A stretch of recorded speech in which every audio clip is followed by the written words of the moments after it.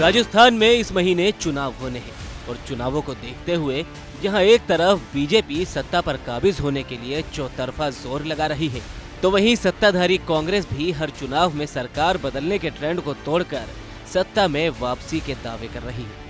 लेकिन इस बीच कांग्रेस को लगातार झटके भी लग रहे हैं। अब सरकार के 2 वरिष्ठ मंत्रियों के चुनाव लड़ने से इनकार ने कांग्रेस को राजस्थान में चिंता में डाल दिया है। पहले कैबिनेट मंत्री हेमाराम चौधरी के चुनाव नहीं लड़ने की घोषणा ने कांग्रेस की चिंता बढ़ाई और अब उनके बाद एक और मंत्री लालचंद कटारिया ने भी विधानसभा चुनाव लड़ने से इनकार कर दिया है। ऐसे में दावा किया जा रहा है कि लालचंद कटारिया के परिवार का कोई भी सदस्य चुनाव नहीं लड़ेगा। अटकलें थी कि कांग्रेस लालचंद कटारिया को झोटवाड़ा सीट से मैदान में उतार सकती है, लेकिन कटारिया के चुनाव लड़ने से इनकार ने कांग्रेस को मुश्किल स्थिति में डाल दिया है। कांग्रेस की चिंता झोटवाड़ा सीट से ज्यादा है, क्योंकि इस सीट से बीजेपी ने सांसद राज्यवर्धन राठौड़ को उम्मीदवार बनाया है। तो चलिए अब आपको बताते हैं कि कटारिया के चुनाव न लड़ने के पीछे क्या कारण है। अब सियासी गलियारों में चर्चा है कि कटारिया को कहीं न कहीं हार का डर सता रहा है, क्योंकि पार्टी उन्हें झोटवाड़ा सीट से लड़वाना चाहती थी, मगर वहां से बीजेपी ने सांसद राज्यवर्धन राठौड़ को मैदान में उतार दिया है। जबकि कटारिया खुद चाहते थे कि वो आमेर चुनाव लड़े, तो वहां से भी अब विपक्ष के उपनेता सतीश पुनिया चुनाव लड़ रहे हैं।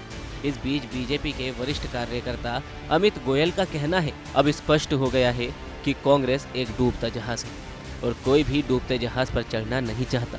राज्य के 2 मंत्रियों के अलावा कांग्रेस के पूर्व मंत्री भरत सिंह पहले ही पार्टी से नाराज होकर चुनाव लड़ने से इनकार कर चुके हैं।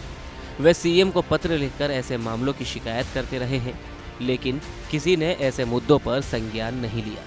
अमित गोयल ने कांग्रेस द्वारा उम्मीदवारों की घोषणा में देरी पर भी चुटकी ली। उन्होंने कहा कि जबकि सीएम अशोक गहलोत कह चुके हैं कि वह चुनाव से लगभग 2 महीने पहले ही सीटों की घोषणा कर देंगे, लेकिन इतनी सीटों पर उम्मीदवारों की घोषणा में देरी सवाल खड़े करती है। पार्टी के अंदर बहुत ज्यादा अंदरूनी झगड़े हैं। अपने राजस्थान दौरे पर प्रियंका गांधी वाड्रा ने सचिन पायलट को पार्टी का भविष्य बताया था। हालांकि कांग्रेस के पोस्टरों से पार्टी का ये भविष्य ही गायब है।